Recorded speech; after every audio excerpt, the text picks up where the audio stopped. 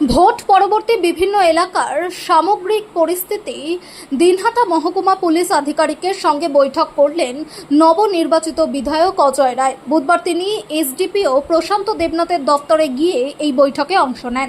বৈঠকে বর্তমান পরিস্থিতির সাম্প্রতিক উত্তেজনা এবং গুজব রটনার মতো বিষয়গুলি নিয়ে বিস্তারিত আলোচনা হয়। বিধায়ক বিশেষভাবে প্রশাসনের দৃষ্টি আকর্ষণ করেন তাদের দিকে, যারা ইচ্ছাকৃতভাবে গুজব ছড়িয়ে এলাকায় অশান্তির পরিবেশ তৈরি করার চেষ্টা করছেন। তিনি এসডিপিওর কাছে আবেদন জানান এই ধরনের কার্যকলাপের সঙ্গে যুক্ত ব্যক্তিদের বিরুদ্ধে দ্রুত এবং কঠোর আইনানুগ ব্যবস্থা নেওয়া হোক। বৈঠকের পর সংবাদ মাধ্যমের মুখোমুখি হয়ে অজয় রায় একটি মন্তব্য করেন, যা রাজনৈতিক মহলে চর্চার বিষয় হয়ে উঠেছে। তিনি বলেন, যারা নতুন করে বিজেপি করতে চাইছেন তাদের দরকার নেই, যারা তৃণমূল করছেন স্বাচ্ছন্দ্যে সেটাই করুন।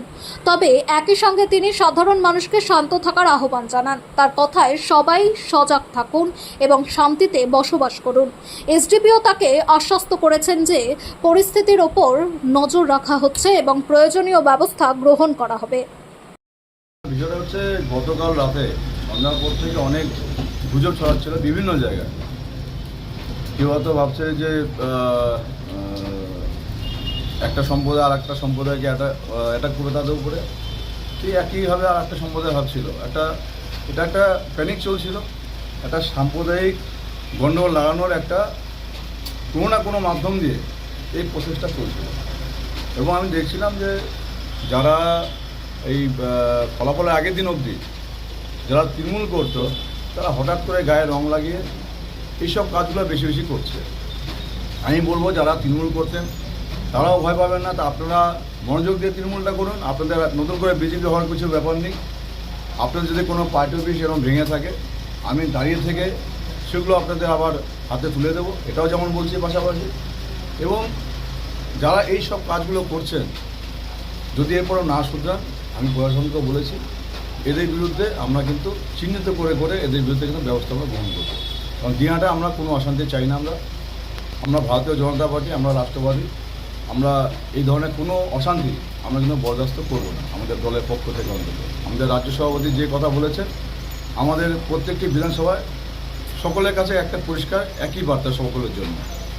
কিন্তু যারা এই অন্যায় কাজগুলো করছেন সকলকে সাবধান করে দিচ্ছি, আপনারা সাবধান হয়ে যান, নাহলে আপনাদেরকে চিহ্নিত করে করে আপনাদেরকে কিন্তু প্রশাসনের হাতে আমরা, প্রশাসন যেমন তুলবে আমরাও তুলে দিয়ে আপনাদেরকে বাধ্য হব।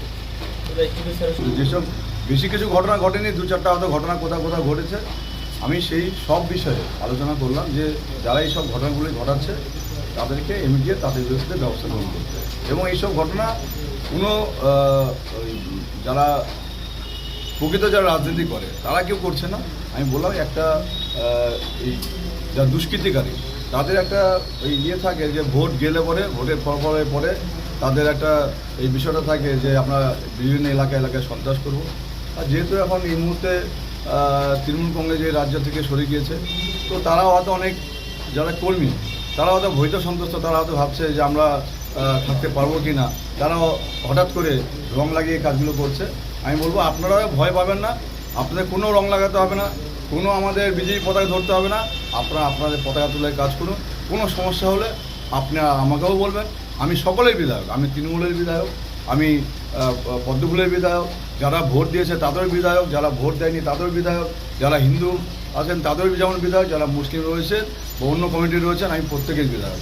কোনো সমস্যা হলে সরাসরি আমার সাথে কথা বলবেন। কোনো ভয় পাওয়ার কোনো বিষয় নেই, কোনো আপনাদের আতঙ্কিত হওয়ার বিষয় নেই। প্রশাসন কি আশ্বাস দিলেন? না, প্রশাসনের কাজ করছে। কালকে প্রশাসনও দীর্ঘ সময় ধরে এই ভোটের কাজ করার পরেও রাত জেগে জেগে কালকে তারা কাজ করেছেন। সারা রাত্রি আমার সাথে কথা হয়েছে, যেখানে যেখানে সমস্যা হচ্ছিল আমিও বলছিলাম, ওনারাও সব জায়গায় যাচ্ছিলো। কিন্তু একটা প্যানিক ছড়িয়েছে, গুজব ছড়িয়েছে, এটাই সবথেকে বড় কথা আমরা দেখতে পেলাম। এই গুজব কেউ না কেউ তো করাচ্ছে, কোত্থেকে হচ্ছে, কেন করাচ্ছে সেটা আমরা বের করতে বললাম তদন্ত করে। তবে এতদিন মানুষের উপরে যারা অত্যাচার আপনারা করতেন তাদের বিরুদ্ধে কীভাবে কী করা দমন করবেন, কী করবেন, কী করবেন? দেখুন, এগুলো সব প্রশাসন দেখবে যে কাজগুলো। এবং